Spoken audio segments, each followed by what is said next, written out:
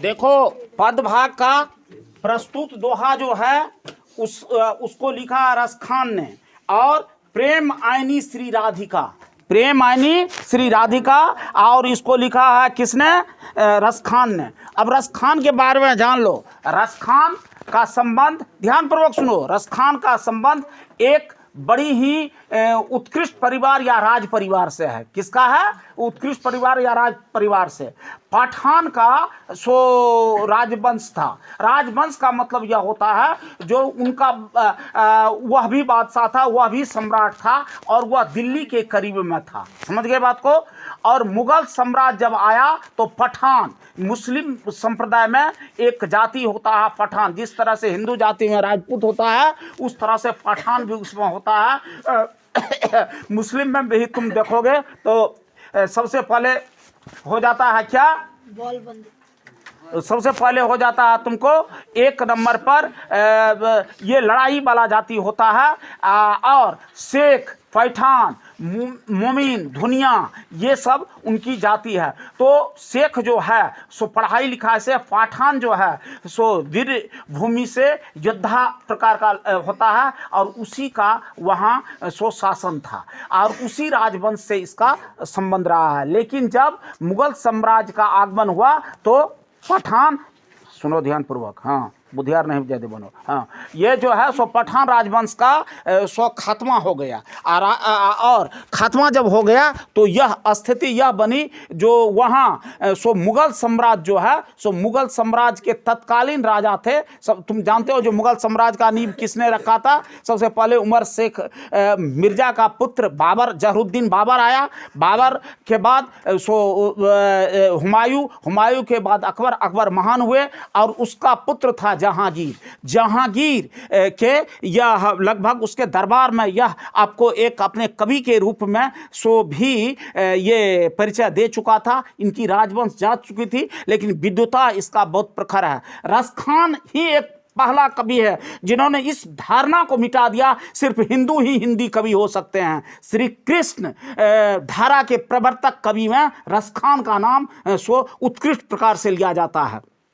और इन्होंने जो किताब लिखा है प्रेम वाटिका, जो 1610 ईस्वी के करीब में निकला था, उसमें श्री कृष्ण के प्रति इतना समर्पण इन्होंने अपना दिखाया है जो लगता है कि हाँ कृष्ण के कितना बड़े भक्त थे। जब राज परिवार का हटना प्रारंभ हुआ और मुगल साम्राज्य का शासन हो गया, इनका राज परिवार चला गया, और जहांगीर के दरबार में एक राष्ट्र कवि के, एक उत्कृष्ट कवि के रूप में या राज्य कवि के रूप में या राजा के संरक्षित कवि के रूप में इसका स्थान दिया गया। तो यह रहे वहाँ, और वहाँ जब भी रचना की बात आती थी तो कृष्ण के प्रति इनका बहुत बड़ा समर्पण था। तो कृष्ण का संबंध कहाँ से है? तो वह क्या नाम है, यादवों का संबंध कहाँ से है? यादव श्री कृष्ण। सो अब श्री कृष्ण की भूमि क्या है? ब्रज है। यह जो है सो वहाँ नहीं रहा, मुगल बादशाह के इसमें नहीं रहा। यह तुमको परिचय में यह बात नहीं दिया होगा। वह वहाँ से आ गया कहाँ? तो ब्रजभूमि पर।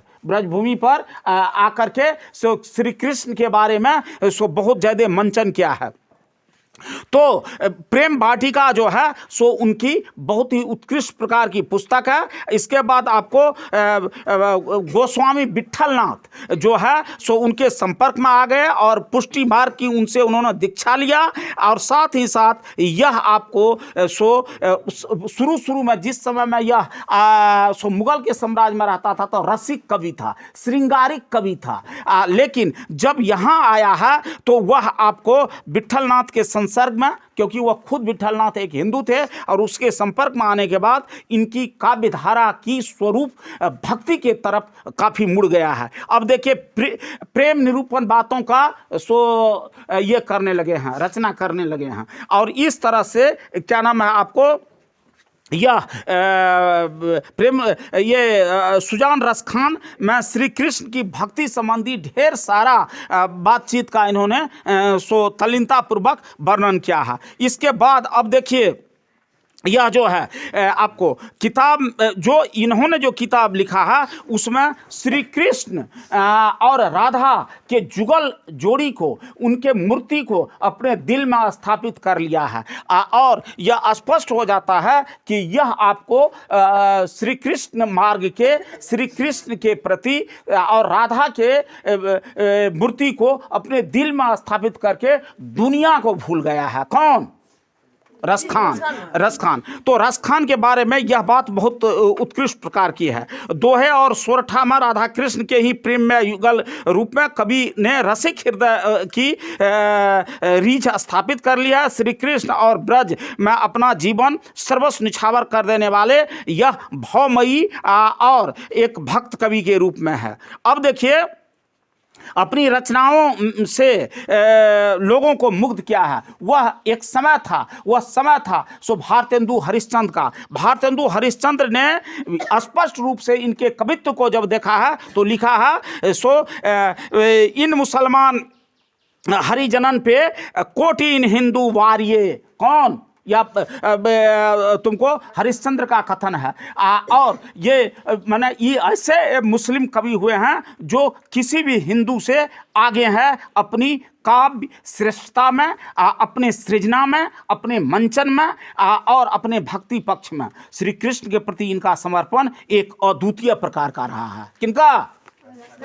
रसखान का। अब देखिए, रसखान की जब हम बात करते हैं तो रसखान सो हमेशा अपने असाधारण प्रतिभा का सो ये देते रहे हैं। प्रेम वाटिका में सो रसखान ने इसी चीज़ का सो स्पष्ट रूप से बताया है। ब्रजभूमि में आकर कृष्ण भक्ति में यह तल्लीन हो गए और वैष्णव धर्म का संस्कार इन्हें मिला। अब वैष्णव धर्म को स्वीकार करके उन्होंने श्री कृष्ण और राधा के प्रति अपना जो समर्पण दिखाया है सो अन्य कवि के लिए सो सोच से बाहर की बात है। अब देखिए, यह जो है सो इस कविता में सो रसिक भावना का ओतप्रोत करते हुए सो रसखान ने श्री कृष्ण के प्रति भक्ति को तो समर्पित कर ही दिया है, साथ ही साथ उन्होंने जीवन की सारे सुख सुविधाओं को छोड़ करके श्री कृष्ण के समीप में रहकर, ब्रजभूमि में रह करके सो सब कुछ न्योछावर कर देना चाहता है। और यह जो है जिसको इन्होंने लिखा है, तो देखो साहित्य को हम बता चुके हैं, साहित्य की दो विधा होती है, गद्य और पद। कोई अपनी भावना को गद्य के माध्यम से प्रस्तुत करता है, कोई पद के माध्यम से प्रस्तुत करता है। तो गद्य और पद दोनों ये करने की बात होती है। और उसी को अगर पद को लिखा जाता है तो सोरठा में, इसके बाद सबैया में, ये सब चीज में। तो यहाँ जो प्रस्तुति है यह सबैया की है। रसखान सो हृदय में कृष्ण और ब्रज की सुंदरता के लिए समर्पित हो गया है। कभी अपनी आकांक्षा प्रकट करते हैं और खास करके ब्रज के बगीचे पर सो इनका सबसे ज्यादा दृष्टिकोण जाता है।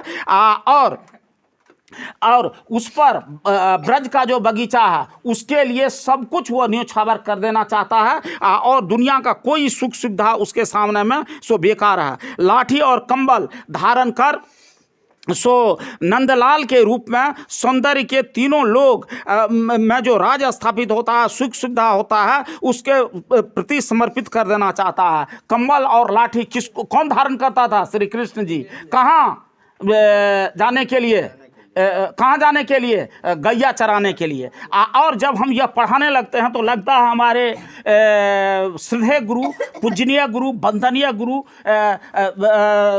राम, ये कृष्ण के बड़ा भाई का क्या नाम था? बलराम। लगता है हमारे गुरुदेव बलराम मरीक हमारे सामने खड़े हैं। बलराम मरीक दौलतपुर हाई स्कूल के टीचर थे। वे एकदम साधारण लिबास में रहने वाले अद्वितीय प्रकार के विद्वान। अगर आज हम हिंदी की छाप और हिंदी की तत्परता और हिंदी की अगर पहुंच किसी का है तो उस पर सबसे बड़ी छाप है सो बलराम मरीक का। स्वर्गीय श्रद्धेय बलराम मरीक वह आदमी ही नहीं, वो टीचर ही नहीं, वो हमारे लिए तो देवता थे हिंदी के लिए। और उनके नज़दीक, उनके विद्वता को मैंने बहुत नज़दीक से पहचाना और उसको लेने का भी कोशिश किया और बहुत सारे चरित्र को अपने जीवन में भी उतारने का कोशिश किया हूँ। अब देखो, और कह रहा है जो वह अपने को निछावर कर दिया और कह रहा लाठी और कम्बल वाले जो ये श्री कृष्ण है, राधा है, उनके प्रति मैं समर्पित कर देना चाहता हूँ और कर दिया हूँ। साथ ही साथ उन्होंने कहा जो अष्ट सिद्धि नौ निधि के दाता, पढ़ते हो ना, सुनते हो ना,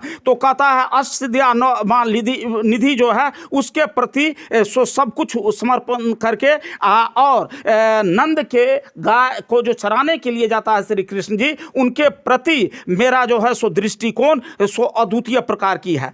और उन्होंने नंद की गाय चराने वाले श्री कृष्ण के प्रति भक्ति की भावना का इजहार करता है। फिर रसखान जी दूसरे बात में कहना चाहते हैं, ब्रज की जो कुल बगीचे हैं और वहाँ की जो तालाबें हैं, लगता है ये दोनों हमारे आँखों के सामने है और हमेशा दो ही चीज़, एक वहाँ का बगीचा और दूसरा वहाँ का सो तालाब हमारे आँख में हमेशा नाचता रहता है। अब ब्रज के सभी चीज़ों को श्री कृष्ण सभी रूपों में आनंद की अनुभूति करते हुए लगता है जो यह ब्रज भूमि जो है सो वास्तव में स्वर्ग है और इस स्वर्ग में मेरा वास हो रहा है और अपने आँखों में हमेशा इसी बाग और इसी बगीचे और वह जो तालाब था, तड़ाक था, उसी को देखना चाहता है। ब्रज के सभी चीज़ों कृष्ण सभी रूपों में देख करके दिलो जान, मस्तिष्क और हृदय दोनों से वह खुश हो जाते हैं।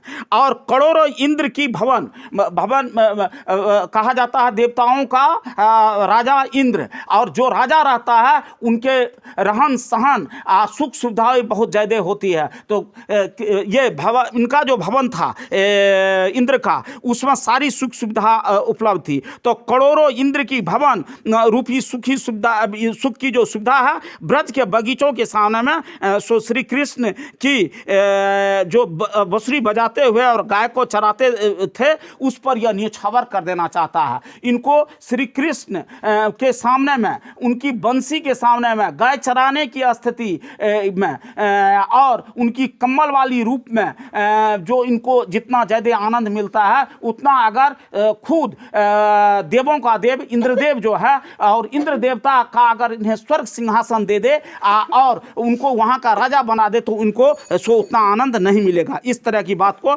का उन्होंने अपने इसमें समर्पण करने की कोशिश किया है। कौन?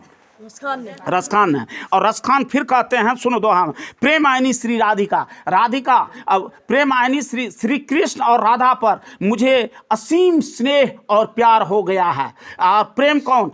माता का पुत्र से भी प्रेम होता है, भाई का बहन से भी प्रेम होता है, भक्त का भगवान से प्रेम होता है। उस तरह की बात को उन्होंने स्पष्ट किया है। क्या बात कर रही, ऐसे ऐसे जेबी में हाथ देती हो ये। अब सुनो, प्रेम आयनी श्री राधिका प्रेम बाग नंद नंद, कहता है मेरे जो नंद का जो यह नंद है श्री कृष्ण जी जो हैं उसके ऊपर मेरा बेपनाह प्रेम हो चुका है। प्रेम वाटिका की दो माली मालिन द्वंद, और कह रहा है मेरे जो प्रेम है, प्रेम एक बगीचा के तरह है। हृदय में जो उनके प्रति असीम श्रद्धा और प्रेम है वह एक बगीचा है, और बगीचा में दो माली है, एक पुरुष और एक स्त्री। एक माली है, दूसरा मालिन है। माली कौन है? श्री कृष्ण जी। मालिन कौन है? उसकी राधा। और कहता मोहन छवि रस खान लखी अब दृग अपने नाय, कहता है मोहन, मोहन नाम है श्री कृष्ण का। श्री कृष्ण के प्रति जो मेरा समर्पण हो गया है, लखी मेरे आंख के सामने में आ गया है। दृग के दृग मन भी होता है आंख, चक्षु, उसमें वह उससे हट नहीं सकता है। ऊंचे आवत धनुष से छूटे सर से जाए, मोह मन मानिक ले गए चिते चोर नंद नंद नंद। और कहता है इस तरह से दुनिया की सबसे बड़े चितचोर, दुनिया के सबसे बड़े वात्सल्य प्रेम रखने वाले नंद का जो पुत्र है हमारे दिल में जो है, मेरा हृदय जो है उसका ही हरण कर लिया है। अब बेमन का करूं परी फेर की फंद। अब कहता है जब मन ही मेरा चुरा लिया है, दिल ही मेरा चोरी हो गया, तो यह शरीर मेरा बेकार हो गया है। शरीर में सबसे बड़ी चीज दिल होता है, हृदय होता है। वह हृदय को किसने चुरा लिया है? श्री कृष्ण। रसखान का चुराया है, रसखान चुरा लिया है। रसखान का चुराया है कौन? श्री कृष्ण और राधा ने। श्री कृष्ण और राधा के प्रति अपना वह समर्पण दिखा रहा है। क्या तुम लोग समझते हो बात को? बात आपस में बात करती रहती हो, समझने का कोशिश करो। हाँ, तो वो किसके प्रति समर्पण दिखा रहा है? कौन? कौन दिखा रहा है, किसके प्रति दिखा रहा है? रसखान दिखा रहा है और राधा और कृष्ण के प्रति दिखा रहा है। अब उसका मन अपने जगह पर नहीं है, वो बेमन हो चुका है। कथा प्रीतम नंद किशोर जा दीन ते नन्ही लग्यो मन पावन चित चोर पलक ओठ नहीं करी सको। एक पलक भी आपके बगैर देखा हुआ सो मेरा मन ऐसा करता है, जो एक पलक अगर नहीं देखो तो मैं बेचैन हो जाता हूँ। हमेशा अपने आंख में आपको बसाए रखें। हे नंद किशोर, नंद किशोर भी श्री कृष्ण का ही नाम है। श्री कृष्ण दिन रात इच्छा होता है जो आप हमारे आंख में ही बसे रहिए और अपना आंख में हम आप दोनों को पति पत्नी, कौन पति पत्नी? राधा और कृष्ण को ही बसाकर रखना चाहता हूँ। और लगता है जैसे आप बहुत बड़े चोर हैं और हमारे हृदय को क्या किए हैं? चुरा लिए हैं। और मेरा शरीर जो है सो बेमन हो चुका है। कहता करील के कुंजन ऊपर बारो। कहता है आपका स्वरूप कैसा है, आपका ये क्या नाम है, आप कैसे हैं, किस रूप में हैं, और उसके ऊपर क्या न्योछावर हो सकता है? करोड़ों भवन न्योछावर हो सकता है। करोड़ भवन, करोड़ों सुविधाएं और अनगिनत सुख सुविधा मौज मस्ती कहाँ मिल सकता है? इंद्र के घर में। इंद्र के घर की सुख भी आपके सामने में फीका है। कहता ला लकुटी अरु कमरिया पर राज तहूँ पुर की तजी डारो। कहता है क्या, अगर लकुटी और कमरिया, लकुटी छड़ी लाठी और कमरिया कंबल यह लेकर जो श्री कृष्ण जी चलते हैं, उस पर लगता है जो तीनों लोग मर्तभूमि, स्वर्गभूमि और पाताल, इसको भी हम न्योछावर कर सकते हैं। आठों सिद्धि नवनिधि के सुख नंद गाई चराई विसारो। और श्री कृष्ण जो नंद के पुत्र हैं, नंद बाबा के पास गायों की कमी नहीं है। वह जो श्री कृष्ण लकुटी और कमरिया लेकर के चराने के लिए चले जाते हैं, उनका वह रूप मेरे जो आंख में आया है, वह एक तो दिल को चुरा लिया है, यह शरीर जो है सो बेकार हो गया है। और एक क्षण भी मुझे दूसरा रूप, भोजन खाना पीना, क्या नाम है, जमीन जोरू, इसके बाद संसार का कोई सुख सुविधा मुझे नहीं चाहिए। मैं उनका वह रूप लाठी और कम्बल वाला ही हमेशा देखना चाहता हूँ। गाय ही क्यों नहीं चरा रहे हैं नंद का नंद, लेकिन वही मैं पसंद करता हूँ। कहता रस खान कबो इन आखिन सो ब्रज के बनबाग तड़ाग निहारो। रस खान को तो अब दो ही चीज दुनिया में नजर आ रहा है, और वो कौन कौन चीज नजर आ रहा है? एक राधा और कृष्ण, और वहां जो है ब्रज का एक गो तड़ाग, दूसरा बाग। बाग में श्री कृष्ण जी क्या करते थे? विचरण करते थे। तड़ाग में क्या क्या करते थे? कदम, हाँ, वे जमुना के करीब में तड़ाग की आशा स्पष्ट होती है, और वहां के वृक्ष पर, एक कदम के वृक्ष पर बैठ करके बंसी बजाते थे। कहता मेरे नजर में दो ही चीज है, देवता जो दो गो चोर है, मेरे दिल को चुराने वाला कौन? दो चोर, राधा और कृष्ण। और आंख के सामने में ही दो ही चीज दिखाई देता है। कौन चीज? एक कहां का? ब्रजभूमि का बाग, और क्या? और बाग और ताग। और दूसरी बात, कृष्ण का दो ही चीज धरा हुआ रूप सबसे नजर आता है सामने में। कौन चीज? कम्बल और लाठी, वह रूप। और उनका दो ही चीज नजर आता है, व्यवहार करते हुए, गाय चराते हुए और विचरण करते हुए बांसुरी पर, वही दो चीज। तो दो दो दो हमेशा दो की फॉर्मूला है, इसलिए हमेशा याद रखो जो यह जो है सो एक भक्तमयी कवि का हृदय की पुकार है, और लोगों को श्री कृष्ण के प्रति कितनी श्रद्धा को दिखाता है। सो बात को देखो, कहता है कोटि करो कल धौत के धाम करील के कुंजन ऊपर बारो। कहता है यह करोड़ों सुख सुविधा वाले भवन मकान दुकान परवान क्यों नहीं दे दे, सब फीका है। सो श्री कृष्ण के जो वह तड़ाग है और वह जो वन है, उसके पीछे में सब कुछ फीका पड़ गया है। समझ गए बात को? अब देखो इसके क्वेश्चन आंसर कहाँ रे? क्वेश्चन आंसर है, हाँ, राख किताब का। हाँ, अब देखो कहता है कवि ने माली और मालिन किसे कहा और क्यों? माली वह कहा है श्री कृष्ण को, और मालिन कहा है राधा को, क्योंकि उनका हृदय जो है सो प्रेम रूपी बाग का वही दो सबसे बड़े ये हैं, क्या नाम है, नायक हैं। और श्री कृष्ण के प्रति उनका जो समर्पण है, श्री कृष्ण के प्रति जो अपना मंतव्य है सो अद्वितीय प्रकार का है, और उसके सामने में संसार का सब सुख और और किसी भी प्रकार की सुविधा जो है उसके सामने में बेकार है, और उसको उन्होंने तुच्छ ही समझा है। इसलिए वे कहते हैं जो क्या नाम है, ये जो दिल में बस गया है कौन, राधा और कृष्ण, उनके वह हमारे प्रेम रूपी जो बगान है हृदय का,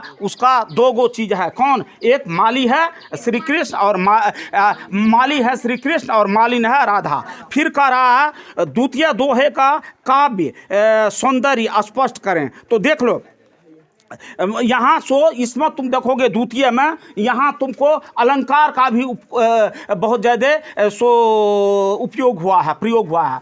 अलंकार समझते हो, जिस तरह लोग लड़की एक बहुत तरह का या हमारी माँ बहन बहुत प्रकार के आभूषण पहन करके अपने शरीर की रूप और सुंदर को बढ़ा लेती है, उसी तरह ये जो अलंकार जो है सो हिंदी साहित्य या किसी भी साहित्य में प्रयुक्त होकर के उसके शोभा को बढ़ा देता है। तो कहीं कहीं तत्सम, कहीं कहीं तत्वम। तत्सम क्या होता है? तत्सम होता है हिंदी साहित्य जो बना है उसका मूल शब्द जो है संस्कृत साहित्य से तत्सम, और तत्सम से बिगड़ा हुआ रूप होता है तत्व, जैसे अग्नि से आग, दधी से दही। तो कहता दधी और दही जो है तत्सम तत्व का भी प्रयोग हुआ है। इसके बाद अनुप्रास और तुमको रूपक अलंकार भी है। संपूर्ण छंद जो है सो ब्रज भाषा की सरलता, सहजता और मोहकता का अनुभव कराता है, और यह सो माधुर्य पूर्ण गुण के साथ साथ सो आपको वैराग्य रस के मनोभावना का चित्रण करता है। सो रसखान के द्वारा लिखित द्वितीय प्रकार का जो ये है भाग है, द्वितीय दोहे का जो दूसरा भाग है वह दूसरा दोहा। अब कहता है कृष्ण को चोर क्यों कहा है? क्योंकि कृष्ण को चोर इसलिए कहा है क्योंकि ये रसखान जो है सो श्री कृष्ण और राधा के प्रेम में मनमुग्ध हो चुका है, और यह मनमोहन या मनमोहक या मनमोहन जो है, मनमोहन भी उसका नाम है श्री कृष्ण का, चितचोर भी है, केशव भी है। जैसा जैसा करतूत उन्होंने क्या है, अच्छा काम क्या है, उस जगह उसका नाम उस तरह का हुआ है। वह मनमोहक जो है राधा कृष्ण का युगल जोड़ी, वह सो लगता है जो कवि के देह रूपी मन रूपी सो मणि को चुरा लिया है, और लगता है कि इस देह के मन रूपी मणि को श्री कृष्ण चुरा लिया है, और मेरा जान मेरा हृदय सो श्री कृष्ण पर न्योछावर हो गया है। फिर कह रहा है तीसरा क्वेश्चन, चौथा देखो, कहता है सवैये में कभी कैसा आशंका व्यक्त करती है, भावार्थ बताते हुए कहो।